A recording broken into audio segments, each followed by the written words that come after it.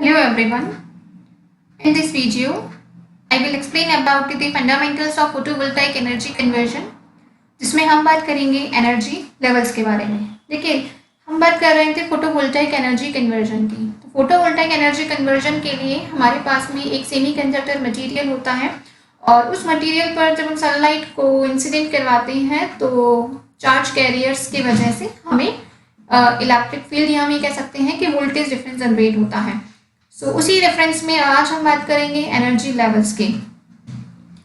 So a semiconductor is a material for which the allowed energy band of highest energy for electron, that is known as the valence band, is almost totally occupied.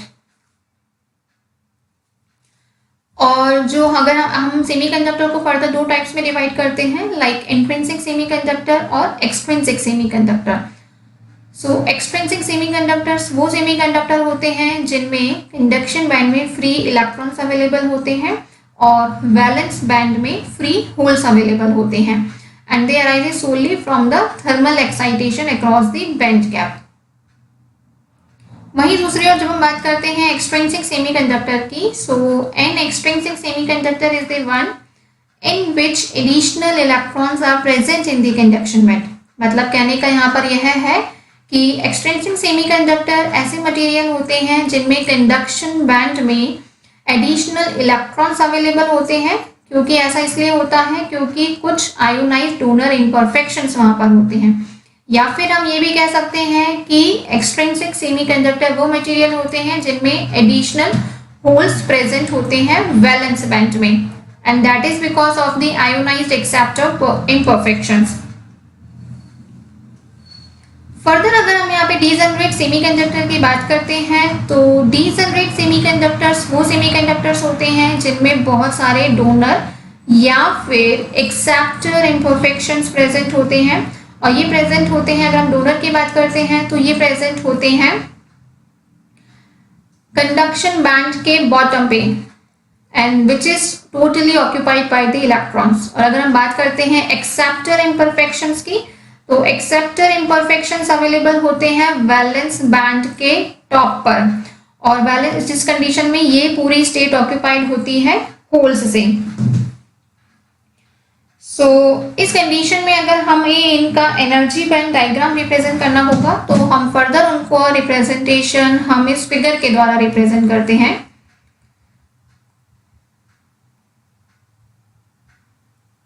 सो इस figure में हमने एक semiconductor के लिए energy level diagram represent किए हैं, जिसमें हम देख सकते हैं EC, EF और EB। हमारे पास में EC, EF और EB नाम के तीन एनर्जी लेवल्स हैं। अगर हम EC की बात करते हैं तो EC is the energy of the bottom of the conduction band. यहां से हमारा कंडक्शन बैंड स्टार्ट हो रहा है, तो इस कंडक्शन बैंड का जो बॉटम है उसकी जो एनर्जी है हमने उसको रिप्रेजेंट किया है EC से। वहीं दूसरी और सेकंड टर्म है हमारे पास में EF, that is known as the Fermi energy and that is the energy of the top of the valence band VB। और साथ ही हम यहाँ पे that is the EB which is the top of the valence band VB। So that is the EB। और अगर हम यहाँ पे देख सकते हैं तो हमने तीन फिगर्स हम यहाँ देख रहे हैं A, B एंड C। सो जो A फिगर है ये हमारा इंट्रिंसिक सेमीकंडक्टर है। इंट्रिंसिक सेमीकंडक्टर जो कि प्योर सेमीकंडक्टर होते हैं जिसमें किसी भी प्रकार की कोई इम्प्योरिटी हम ऐड नहीं करते हैं। हम यहाँ पे इम्प्योरिटी को इम्परफेक्शंस भी कह सकते हैं। सो इम्प्योरिटी या किसी प्रकार का कोई इम्परफेक्शन जिन सेमीकंडक्टर मटेरियल में ऐड नहीं किया जाता है हम उनको इंट्रिंसिक सेमीकंडक्टर कहते हैं। तो वहीं दूसरी और फिगर बी में हमने बात करी है एक्सट्रिंसिक सेमीकंडक्टर की। और एक्सट्रिंसिक सेमीकंडक्टर दो टाइप के हो सकते हैं, एक होता है N टाइप सेमीकंडक्टर और दूसरा होता है P type semiconductor. So figure B में हम देख रहे हैं एक extrinsic semiconductor that is of N type. तो ये हमारा फिगर बी है N टाइप सेमीकंडक्टर के लिए जिसमें इलेक्ट्रॉन डोनर इम्परफेक्शंस होते हैं और इनके लेवल को रिप्रेजेंट किया है हमने यहाँ पे इन डॉटेड लाइन से। सिमिलरली जो थर्ड फिगर है that is for the extrinsic P type semiconductor, और इस टाइप के सेमीकंडक्टर में एक्सेप्टर इम्परफेक्शंस होते हैं और उसके लेवल को हमने यहाँ पे रिप्रेजेंट किया है EA से। तो ये एक्सेप्टर एनर्जी लेवल है। वहीं जब हम डोनर की बात कर रहे हैं तो डोनर लेवल है हमारे पास में एन टाइप सेमीकंडक्टर में, और जो कि फर्मी लेवल के अबव एग्जिस्ट कर रहा है। अब हम यहाँ पे जो सेमीकंडक्टर्स की बात कर रहे हैं, सेमीकंडक्टर्स की इलेक्ट्रॉन कंडक्टिविटी को, इनकी इलेक्ट्रिकल कंडक्टिविटी को हम कितने अमाउंट के डोनर या एक्सेप्टर इम्परफेक्शंस उसमें इनकॉर्पोरेट कर रहे हैं उसके द्वारा हम कंट्रोल कर सकते हैं। इट मीन्स डोनर और एक्सेप्टर इम्परफेक्शन की क्वांटिटी के द्वारा हम इन सेमीकंडक्टर की इलेक्ट्रिकल कंडक्टिविटी को कंट्रोल कर सकते हैं। और इसके लिए हमें क्या करना होगा, इसके लिए हमें डिजायर्ड इम्प्योरिटी को उस मटेरियल में डिजायर्ड रेशियो या प्रपोर्शन में हमें उसमें ऐड करना होगा, या फिर हम उस इम्प्योरिटी को डिफ्यूजन के द्वारा या कुछ अदर मेथड्स के द्वारा या आयन इम्प्लांटेशन के द्वारा हम उसमें इंट्रोड्यूस कर सकते हैं इलेक्ट्रिकल कंडक्टिविटी के वेरिएशन के लिए।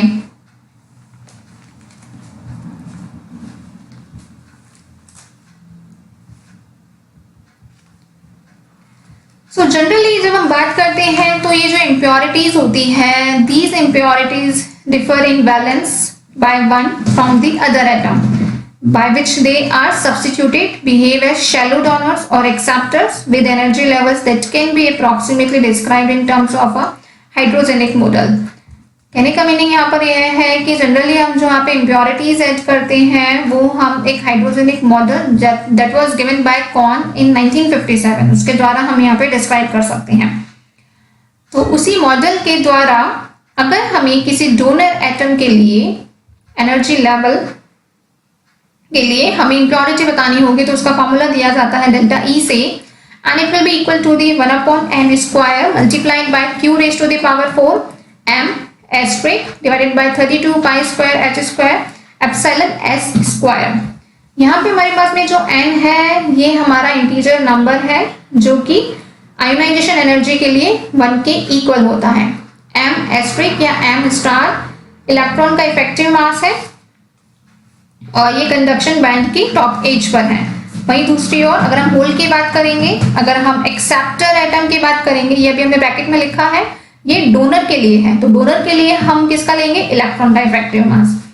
वहीं दूसरी ओर जब मैं बात करूंगी एक्सेप्टर की, तो एक्सेप्टर के केस में हमारे पास में होल का इफेक्टिव मास होगा। H क्रॉस जो है that is the Planck's constant here and epsilon s is the permittivity of the semiconductor here. ये हमारे पास में इसके द्वारा हम आयोनाइजेशन एनर्जीज की एक्चुअल वैल्यूज हम कैलकुलेट कर सकते हैं। अगर हम यहाँ पे कुछ जनरल सेमीकंडक्टर मटेरियल्स के एग्जाम्पल को रिप्रेजेंट करना चाहते हैं तो देखिए उस कंडीशन में क्या होगा, जो फास्फोरस होता है उसको हम सिलिकॉन में यूजुअली या कॉमनली डोनर इम्प्योरिटी की फॉर्म में यूज लेते हैं। So phosphorus is commonly used as a donor impurity in silicon. तो वहीं दूसरी ओर बोरॉन को हम एक्सेप्टर इम्प्योरिटी की फॉर्म में यूज में लेते हैं, क्योंकि बोरोन और फास्फोरस दोनों को ही सिलिकॉन में इजीली डिफ्यूज किया जा सकता है, क्योंकि इन दोनों की जो सॉल्युबिलिटी होती है सिलिकॉन में वो बहुत अच्छी होती है। They have sufficiently high solubility in silicon and which allows the impurity concentration desired. इसके द्वारा हम डिजायर्ड कंसंट्रेशन की इम्प्योरिटी को सिलिकॉन में डिफ्यूज कर सकते हैं। अगर हमें यहाँ पे फास्फोरस के लिए एक मेजर डोनर आयोनाइजेशन बताना है तो EC minus ED that will be equal to the 0.044 electron volt. और वहीं दूसरी ओर एक्सेप्टर आयोनाइजेशन एनर्जी बोरॉन के लिए होती है EA minus EV that will be equal to the 0.045 electron volt. और भी हमारे पास में डोनर के एग्जांपल्स हैं, जैसे कि अगर हम बात करना चाहते हैं डोनर इम्प्योरिटी की, तो that there can be the substitution of indium for cadmium in cadmium sulphide. Cadmium sulphide में हम इंडियम को इंट्रोड्यूस कर सकते हैं या फिर हम क्लोरीन को इंट्रोड्यूस कर सकते हैं सल्फर के लिए कैडमियम सल्फाइड में। सो इन दोनों केसेस में डोनर लेवल्स बनते हैं, आयोनाइजेशन एनर्जी जिनकी होगी 0.03 इलेक्ट्रॉन वोल्ट के इक्वल। और फर्दर अभी हमने जो ऊपर मॉडल प्रेजेंट किया था हाइड्रोजनिक मॉडल, जिसके द्वारा अगर हम इस एनर्जी को कैलकुलेट करते हैं तो उसकी वैल्यू आती है अराउंड 0.026 इलेक्ट्रॉन वोल्ट के इक्वल। सो इस प्रकार से हमारे पास में यहाँ पर एक रीजनेबल एग्रीमेंट मिलता है इन वैल्यूज के लिए।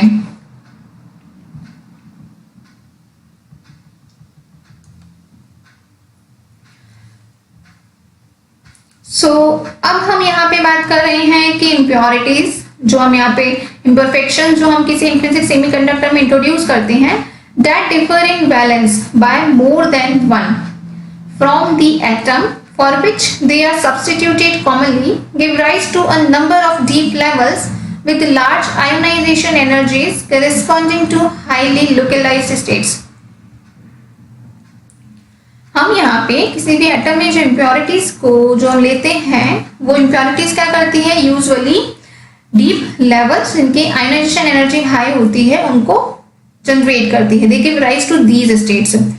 जैसे कि अगर हम बात करते हैं जिंक इम्प्योरिटी की, अगर हमने सिलिकॉन में जिंक इम्प्योरिटी डाली तो उस कंडीशन में ये यहाँ पे क्या होगा, 2 डीप एक्सेप्टेबल लेवल राइज हो जाते हैं। तो कहने का मीनिंग यही है कि इम्प्योरिटी के द्वारा हमारे पास में उस मटेरियल में कुछ डीप लेवल्स जनरेट हो जाते हैं।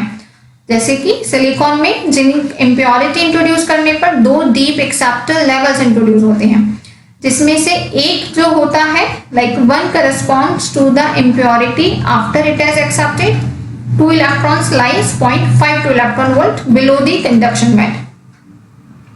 यानी कि एक तो क्या होता है, कंडक्शन बैंड से नीचे 0.52 इलेक्ट्रॉन वोल्ट पर हो जाते हैं 2 इलेक्ट्रॉन्स एक्सेप्ट, और दूसरा होता है it correspond to the impurity after it has accepted 1 electron. यानी कि अगर इसने वैलेंस बैंड से 0.31 इलेक्ट्रॉन वोल्ट के ऊपर एक इलेक्ट्रॉन एक्सेप्ट किया तो उस कंडीशन में हमारे पास में एक डीप एक्सेप्टेबल लेवल होगा और दूसरा डीप एक्सेप्ट लेवल इस कंडीशन में होगा। तो हमारे पास में 2 एक्सेप्टेबल लेवल यहाँ पे जनरेट होते हैं।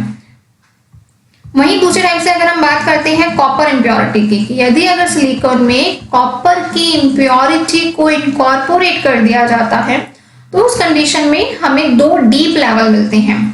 और ये 2 डीप लेवल क्या होंगे, जिसमें पहला जो लेवल होगा that the 1 level will correspond to the impurity after it has accepted 1 electron lies 0.49 electron volt above the valence. मतलब जब हमने सिलिकॉन में कॉपर की इम्प्योरिटी को ऐड किया तो उस कंडीशन में एक लेवल तो तब बनता है जब वैलेंस बैंड से 0.49 इलेक्ट्रॉन वोल्ट के ऊपर कोई इलेक्ट्रॉन एक्सेप्ट किया जाता है, और दूसरा लेवल तब बनता है जब वैलेंस बैंड से ऊपर 0.24 इलेक्ट्रॉन वोल्ट पर एक इलेक्ट्रॉन गिव अप करता है। सो इस कंडीशन में पहले वाला जो लेवल बना था वो तो एक्सेप्टर लेवल था और जो दूसरा लेवल बना है वो डोनर लेवल है। सो इस प्रकार से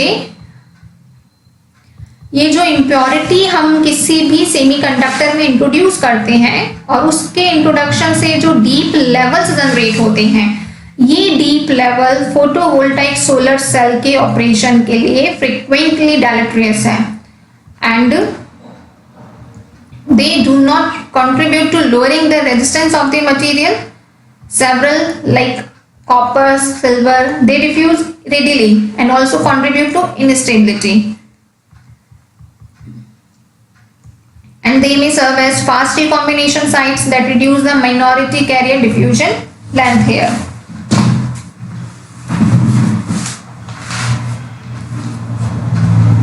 तो इस प्रकार से हमने आज के इस वीडियो में हमने बात करी है कि कोई हमारा जो प्योर सेमीकंडक्टर मटेरियल होता है, जब हम उसमें कुछ इम्परफेक्शंस जब हम उसमें एड ऑन करते हैं तो एक्सट्रिंसिक सेमीकंडक्टर जनरेट होता है, जिसको हम 2 टाइप से कैटेगराइज कर सकते हैं, N type semiconductor and P type semiconductor, जिसको हम कह सकते हैं जिसकी वजह से हमें डोनर लेवल मिलता है और एक्सेप्टर लेवल मिलता है।